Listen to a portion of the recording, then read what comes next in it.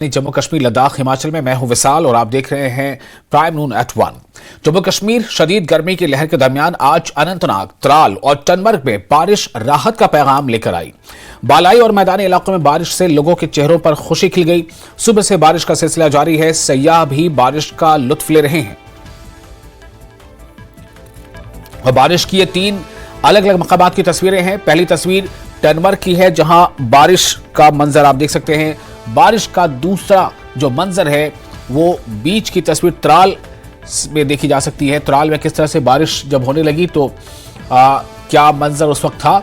और तीसरी तस्वीर जो है वो अनंतनाग की है। बाईं तरफ, स्क्रीन के बाईं तरफ जो तस्वीर है वो अनंतनाग की है। बालाई और मैदानी इलाकों में बारिश का मंजर।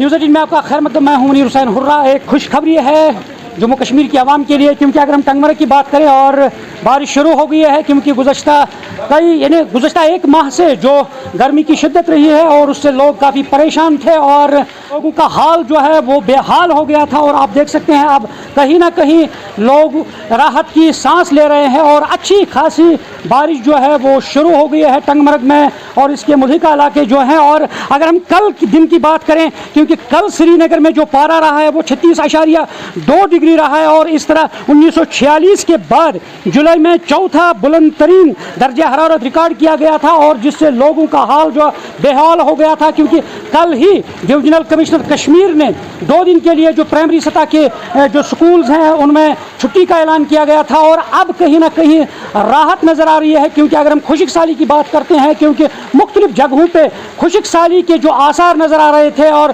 खुशक साली के जो सूरत हाल बनी हुई थी और उससे किसान भी कहीं ना कहीं परेशान हुए थे। और अब यह आप तस्वीरें देख पा रहे हैं बराह रास्त टंगमर्ग से और यहाँ अच्छी खासी बारिश जो है शुरू हो गई है। और अगर हम सयाहत के एतबार से बात करते हैं, सयाहों में भी काफ़ी खुशी पाई जा रही है और ख़ास तौर पर जो मुकामी लोग हैं, मुकामी सैलानी हैं, उनमें खुशी पाई जा रही है। क्योंकि गर्मी ने हर एक को सताया था और हर एक परेशान था गर्मी से।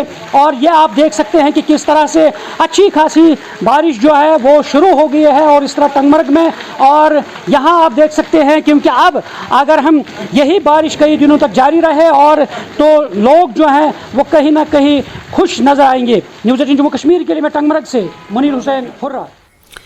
और उधर श्रीनगर में लोगों को बारिश का इंतजार है। शदीद गर्मी और रतूबत से लोगों का बुरा हाल है। इतवार के रोज जम्मू कश्मीर में गर्मी की लहर ने 57 साल रिकॉर्ड बराबर कर दिया। श्रीनगर में इतवार को दर्ज हरारत 36.2 डिग्री दर्ज किया गया, जो 1946 के बाद जुलाई के महीने में चौथा सबसे ज्यादा दर्ज हरारत है।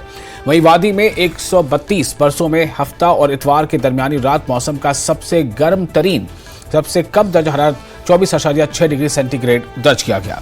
मुसलसल गर्मी की लहर के दरमियान कश्मीर इंतजामिया ने आज और कल सरकारी और निजी स्कूलों में प्राइमरी सतह तक तातीलात का ऐलान कर दिया है।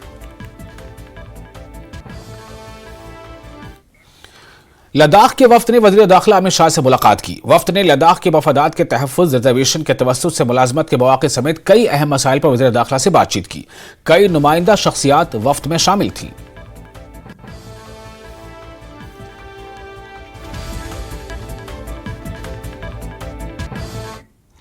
और वादी कश्मीर के दीगर हिस्सों की तरह पुलवामा के बालाई और मैदानी इलाकों में 3 माह के बाद खुश्क साली खत्म हुई है।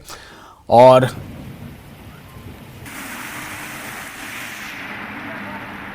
ये तस्वीरें आप इस वक्त देख रहे हैं बारिश के बाद के हालात।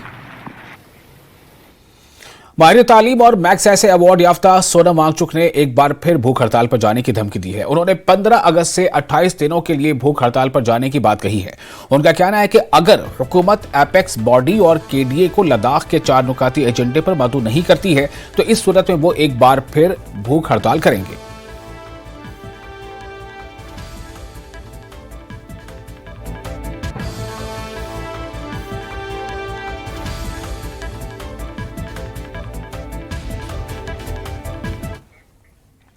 भारतीय जनता पार्टी की जानिब से आरएसपुरा जम्मू जनूबी असेंबली हलके में त्रिदेव कॉन्फ्रेंस का इनेकाद किया गया। कॉन्फ्रेंस में भारतीय जनता पार्टी के सदर रविंद्र रैना ने शिरकत की।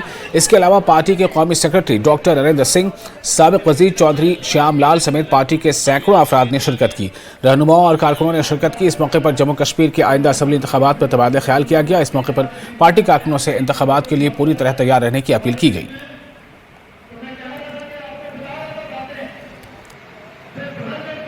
आज जम्मू और कश्मीर के कोने कोने में इस वक्त भारतीय जनता पार्टी पूरी ताकत के साथ चुनावों की तैयारियों में जुटी है।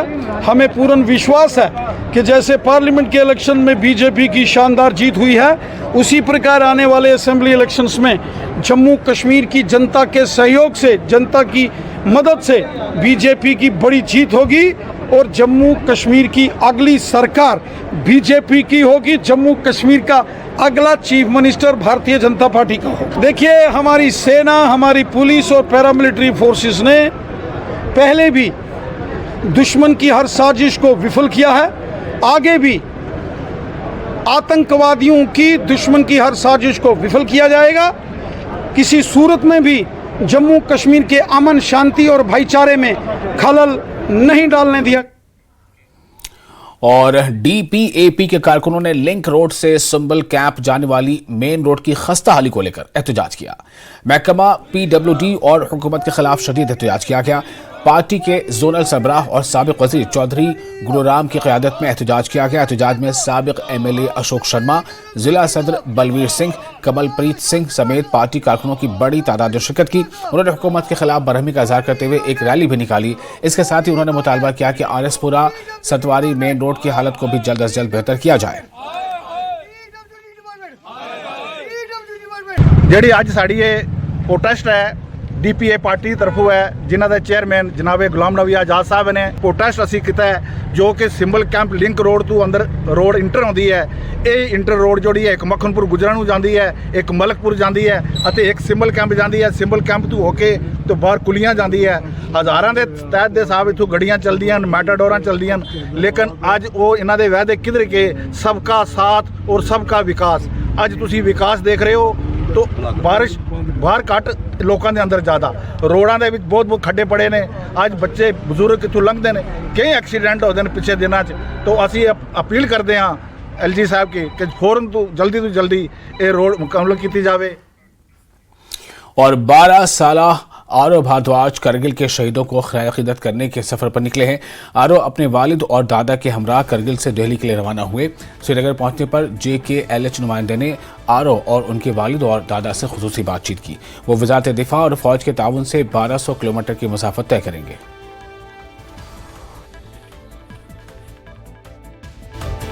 एक 12 साल का बच्चा आरव भारद्वाज कारगिल वॉर मेमोरियल से नेशनल वॉर मेमोरियल यानी दिल्ली तक का सफ़र कर रहा है।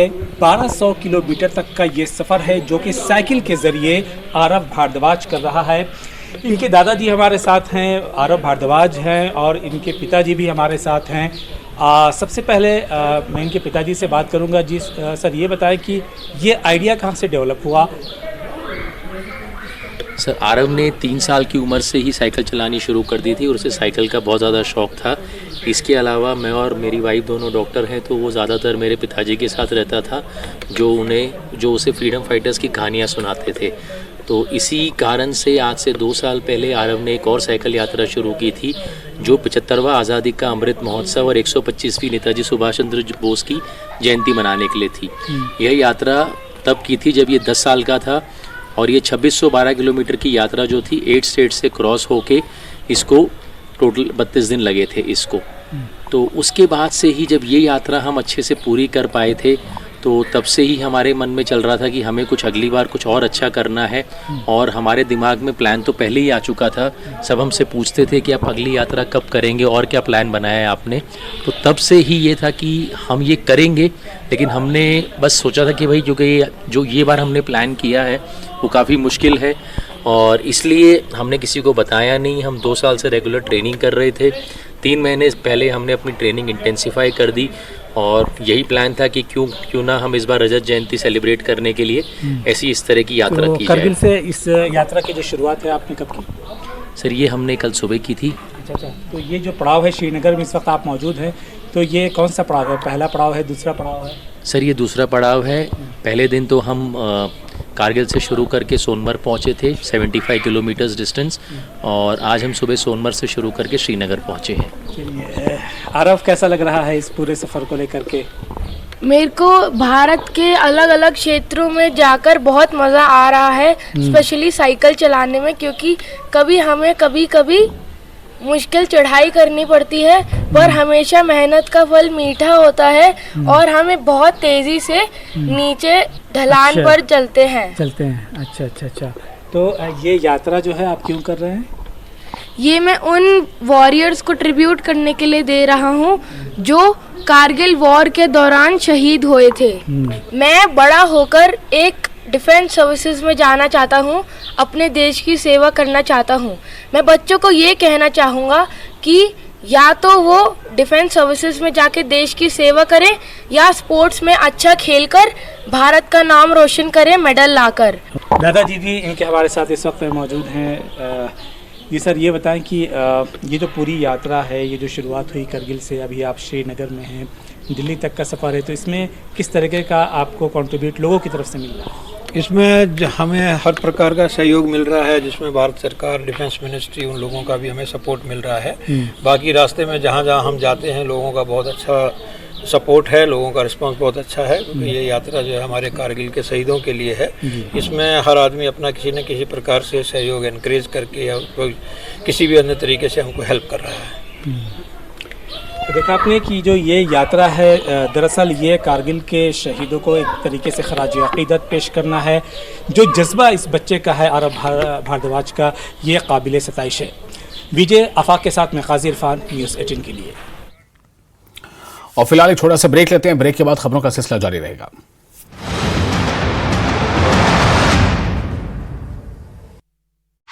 बीजेपी शासित राज्यों के 13 सीएम और 15 डिप्टी सीएम बैठक में शामिल। पीएम मोदी, गृह मंत्री अमित शाह की मौजूदगी में सरकार की नीतियों पर हुई चर्चा।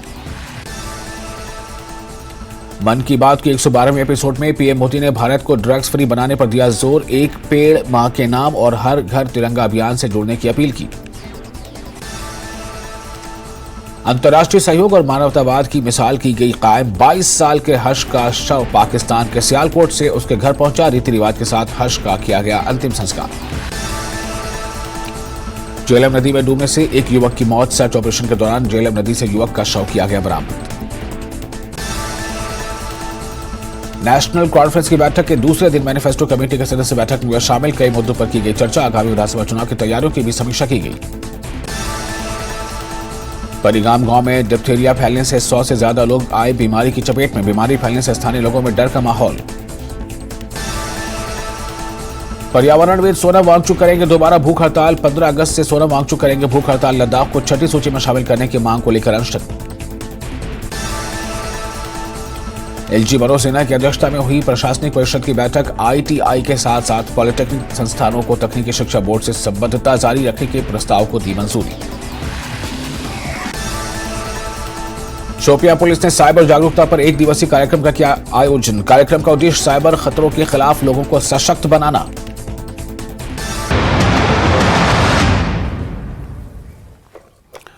ब्रेक के बाद एक बार फिर आपका स्वागत है। कठुआ की लाइफ लाइन समझे जाने वाली कठुआ नहर में एक नौजायदा बच्ची की लाश तैरती हुई पाई गई। इत्तला मिलते ही पुलिस ने मौके पर पहुंचकर लाश को अपनी तहवील में लेकर कार्रवाई शुरू कर दी।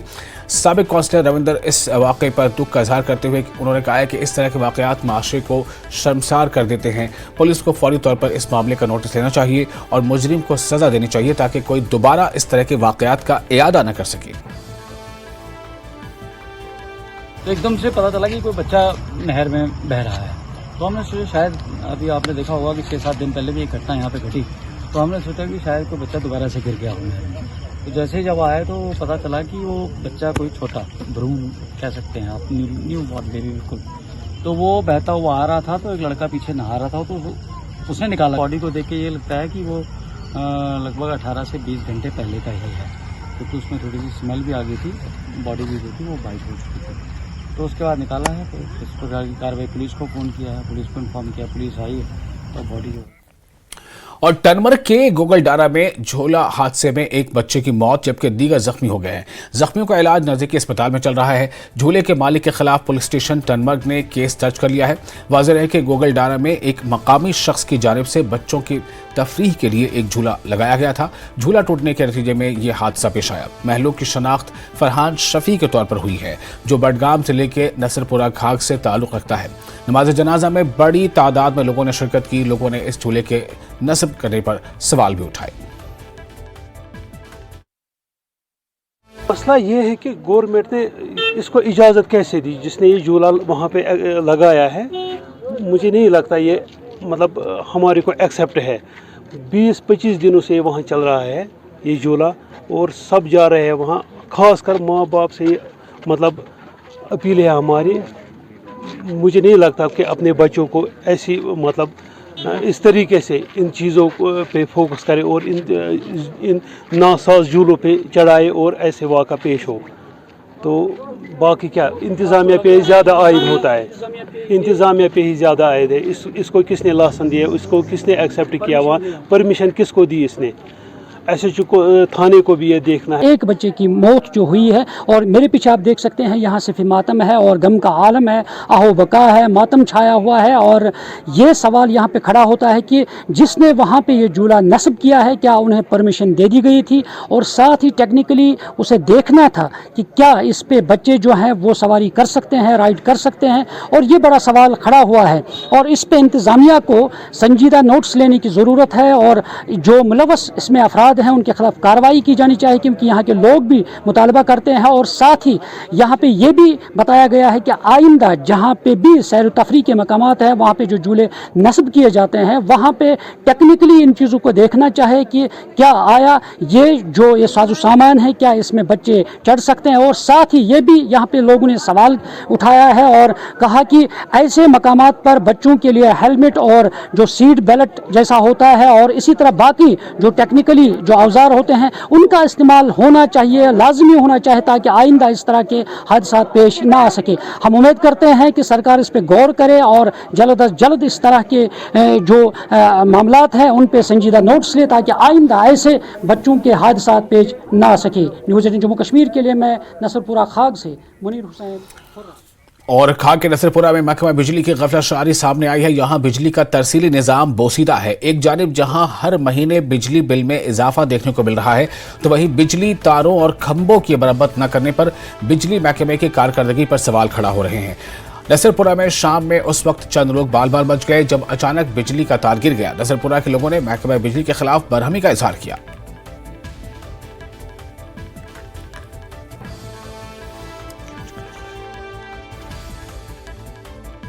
इधर ही हम टेंट लगा रहे थे, अचानक से ये बिजली की तार जो है वो गिर पड़ी है। अगर हम नहीं थे इधर, हमने मस्तूरातों को साइड में रखा और बोला इस टीन में ये जो आप देख रहे हैं इधर से ये इसमें सारे में बिजली थी और ये तार भी है, ये सारी वीक है।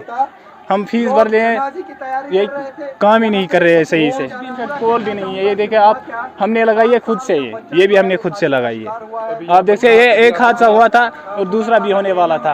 अगर वो सारे मर्द जो है वो जनाजे पढ़ने गए थे और हम इधर टेंट लगा रहे थे। खुदा का करम है, जनाजा निकल चुका था और यहाँ की जो बिजली तार है वो नीचे गिर गई। अगर खुदा ना करे जनाजा यहीं पे होता और एक हादसा हो जाता यहाँ पे। एडमिनिस्ट्रेशन से अपील है, बोसीदे तारे हुए हैं, इन पर ध्यान दे। और पोल बहुत सी जगहों मैंने देखा, यहाँ पे मैं यहाँ का लोकल नहीं हूँ बट जनाजे के लिए आया हूँ, तो पोल्स भी यहाँ बहुत कम है। जनाजे गाह में जो है गेट उसके साथ एक खंबा लगा है, छोटा सा इन्होंने लोकल तौर पर लगाया है, उसको भी देखें। और इस तार जो यहाँ पे तार है उसको। नाज़रीन, महकमे बिजली पर एक बड़ा सवाल है क्योंकि हम इस वक्त नसरपुरा में है। जैसा कि गोगलडारा में हादसा पेश आया और बच्चे की मौत हुई और यहाँ जो ही ये बच्चा जो ही इनका जनाजा यहाँ से निकल रहा था और इस दौरान जो ही निकल चुका था और इस दौरान ये तार जो है बिजली की तार है ये आज खुद गिर आई है। और ये देखिए आप कितनी बोसीदा तार है और ये बड़ा सवाल यहाँ पे खड़ा होता है महकमे PDD पे। और यहाँ पे पोल देखिए, क्योंकि खंबे देखिए, लकड़ी के खंबे जो आज खुद यहाँ पे लोगों ने नस्ब किए हैं, लगाए हैं, और ये देखिए इस पे तार कितनी बोसीदा है। और अब जहाँ इस दौर में लगातार बिजली जो है उसमें बिजली फीस जो है उसमें इजाफा हो रहा है, और हर जो सारिफिन है वो मंथली बिजली फीस भरते हैं और साथ ही इजाफा भी होता है। मगर यहाँ सवाल ये है कि क्या आया PDD ने यानी यहाँ पे इकदाम उठाए हैं लोगों के लिए और लोगों की फलाह व बहबूद के लिए? क्या ऐसी तार, ऐसे पोल्स लगाए गए हैं? अगर यहाँ पे लोग होते तो कहीं ना कहीं यहाँ पे ज़रूर किसी की भी डेथ हो जाती, क्योंकि ये देखिए आप अचानक ये तार गिर आई है। और ये सवाल होता है, अब यही है ज़रूरत है महकमे बिजली को, क्योंकि उन्हें नोट्स लेना चाहिए। और जहाँ पे भी बिजली के खंबे बोसीदा है, तार जो यानी बोसीदा तार है, और उसके लिए उन्हें इकदाम उठाने की ज़रूरत है, ताकि आइंदा वो इस तरह की नई तार और नए पोल लगाएं, ताकि लोगों के जो मुश्किलात है उनका अजाला हो सके। न्यूज़ 18 जम्मू कश्मीर के लिए मैं नसरपुरा खाग से मुनीर हुसैन हुर्रा। और जम्मू कश्मीर की अपोजिशन जमातों की अगले माह होने वाली मीटिंग में मरकजी ज़ेर इंतजाम इलाके से मुतालिक कई मसाइल पर तबादला ख्याल किया जाएगा। नेशनल कॉन्फ्रेंस के सीनियर लीडर रतन लाल गुप्ता का कहना है कि लेफ्टिनेंट गवर्नर को मजीद इख्तियारात की फराहमी समेत दीगर मसाइल पर बात होगी। उन्होंने कहा कि इस मुलाकात की कोई ताज़ा तारीख तय नहीं की गई है। इस अहम इजलास के अचानक मुलतवी होने पर कई सवाल उठाए जा रहे हैं। कहा जाता है कि NC और PDP के कारकुनों ने अभी तक लोकसभा इंतखाबात की तलखियों को नहीं बुलाया है, क्योंकि इन दोनों पार्टियों ने अलग अलग इलेक्शन लड़े थे। ताहम NC लीडरों ने दावा किया कि तमाम रिपोर्ट्स बेबुनियाद हैं। उनका यह कहना है कि यह मुलाकात बाद में होगी, क्योंकि फारूक अब्दुल्ला 7 अगस्त के दिन मसरूफ हैं। नेशनल कॉन्फ्रेंस के जम्मू प्रोविजनल प्रेसिडेंट और सीनियर पार्टी लीडर एडवोकेट रतन लाल गुप्ता साहब 7 तारीख को कंसेंट तो लिया था, फारूक अब्दुल्ला साहब का लिया गया था। उनके कंसेंट के बाद ही बाकी अपोजिशन पार्टी के लोगों को कहा गया था कि आपको इनवाइट है, कि जो एक बड़ा मुद्दा है LG को पावर देने का। लेकिन 24 घंटे के अंदर अंदर ही एक मैसेज आ रही है कि डॉक्टर फारूक अब्दुल्ला अवेलेबल नहीं है। क्या इतना बिजी शेड्यूल रह गया? देखिए, वो एक प्रीमियर पॉलिटिकल पार्टी के प्रेसिडेंट हैं। मीटिंग फिक्स हुई 7 तारीख है, इसमें कोई शक नहीं, लेकिन मीटिंग कैंसिल नहीं हुई है, पोस्टपोन हुई है। 15 के बाद किसी वक्त भी हो सकती है। इसमें कोई बड़ा इशू नहीं है कि भाई आज होनी चाहिए थी, ये परसों पे हो रही है, ये 4 दिन के बाद होगी, ये कोई इशू नहीं है। सिर्फ ये है कि पोस्टपोन हुई है 15 के बाद। एक premier political party National Conference इस वक्त इलेक्शन का दौर चल रहा है, इलेक्शन में बिजी हैं हर आदमी, हर कोई, और वो तो नेता हैं, लीडर हैं, लिहाजा पोस्टपोन हुई है। इसमें कोई इशू मैं समझता हूँ ये तो ये प्रेस उसको बनाने की कोशिश कर रही है, ऐसी बात है नहीं। 7 तारीख को उमर साहब की एंगेजमेंट्स हैं कठुआ और बनी में, लेकिन फारूक साहब तो अवेलेबल रह सकते थे। उनकी क्या मसरूफियात रही? ये भी कहा जा रहा है कि उनका हेल्थ ठीक नहीं है। क्या वो हेल्थ ठीक है उनका? बिल्कुल तंदुरुस्त हैं, शाशो विशाश हैं। मैं 3 दिन उनके साथ ही रह के आ रहा हूँ श्रीनगर से। मेरी मीटिंग थी, रात को ही यहाँ पहुँचा हूँ।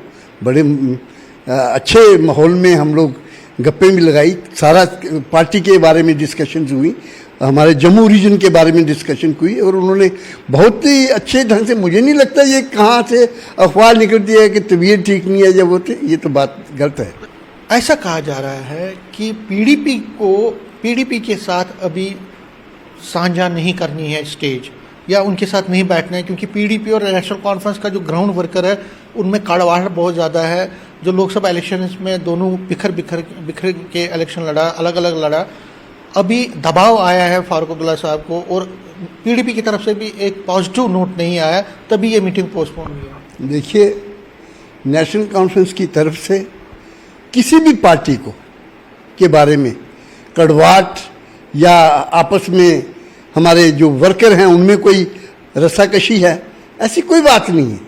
ये ऑल पार्टीज मीटिंग होनी थी, प्रेसिडेंट उनके वो हैं, हो जाएगी 15 के बाद। आप चिंता मत कीजिए, आपको भी बुलाया जाएगा वहाँ पे कवर करने के लिए, जो भी बात वहाँ डिस्कस होगी।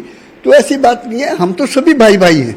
आप भाई है, PDP भाई है, पॉलिटिकल PDP आपकी भाई है। सुनिए, दुश्मन आप समझते हैं हमारी, आप क्या समझते हैं? आप तो अलग अलग लड़े थे, आप दुश्मन समझते हैं। लोकसभा में अलग अलग लड़े। कश्मीर में कोई भी है रहने वाला, वो मेरा भाई भी है, बहन भी है। हम मानते हैं इसमें, यही तो हमारा जम्मू कश्मीर का कल्चर क्या है। कांग्रेस है, पीडीपी है, नेशनल कॉन्फ्रेंस है, सीपीआईएम है, बाकी पार्टीज हैं। कांग्रेस के साथ आपका अच्छा है, सीपीएम को आप अपना मानते, पीडीपी को अपना मानते हैं, सबके साथ अच्छा है। हमने कहा उनके साथ अलायंस करेंगे आप? वक्त बताएगा, ये आज वक्त नहीं है। आप तो प्री मेच्योर बात कर रहे हैं कि लोकसभा में तो नहीं किया आप। सुनिए मेरी बात, लोकसभा में नहीं, मेरी बात सुनिए पंडित जी, नहीं आप उल्टा ले जा रहे हैं। नेशनल कॉन्फ्रेंस को आपकी डिक्टेशन की जरूरत नहीं है या किसी के बगावे की जरूरत नहीं है। मेरी वर्किंग कमेटी है, वर्किंग कमेटी ये फैसले लेती है कि मुझे क्या करना है, किसी के साथ अलायंस करना है नहीं करना है। सुप्रीम बॉडी है पार्टी की। अब जब वक्त आएगा, जब इलेक्शन अनाउंस होने दीजिए ना, उस वक्त पूछिए हमें कि अलायंस होगा या नहीं होगा। इस वक्त हमारी पॉलिटिकल पार्टी वर्किंग कमेटी का ये अभी चल रहा है फैसला कि नेशनल कॉन्फ्रेंस तमाम सीटों पे अपने बलबूते पे इलेक्शन लड़ रही है। और इसके साथ ही इस बुलेटिन में फिलहाल इतना ही, लेकिन न्यूज़ 18 JKL इस पर लगातार बड़ी और अहम खबरों को जारी रहेगा।